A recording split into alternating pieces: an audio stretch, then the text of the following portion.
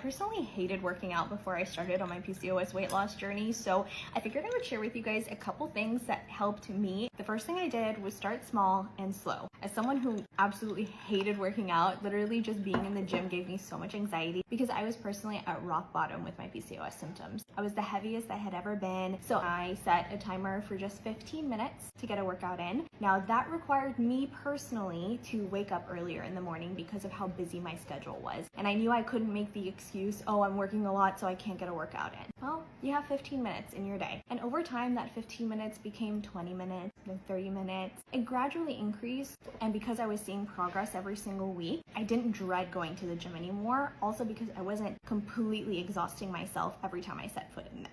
The second thing I did was actually be patient on my journey. Because of PCOS, it's not uncommon that, sure, it might take a little bit of time for you to actually see some results. But I realized that by not mastering the daily habits that are needed in order to heal my body, I wasn't going to get anywhere closer to my goals.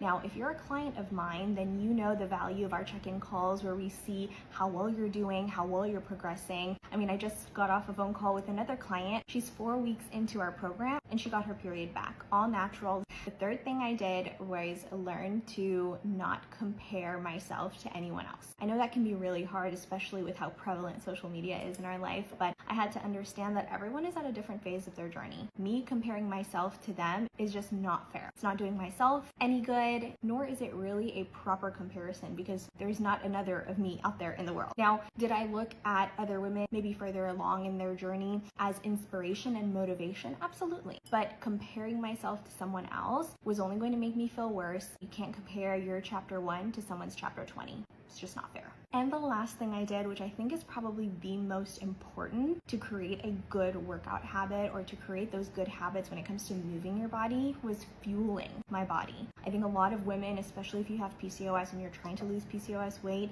you have this delusion that you have to eat so much less or restrict your body so much to the point where you genuinely have no energy to even move your body. And if you're feeling like that, then you are under eating significantly. Now, there's one element of dealing with the PCOS fatigue that comes along as a symptom, but if you're not properly fueling your body, then you're not going to have the energy to do anything. I really honed in on my nutrition and focused on nutrient-dense foods, whole foods with every single meal to ensure that my body and my hormones were properly fueled. I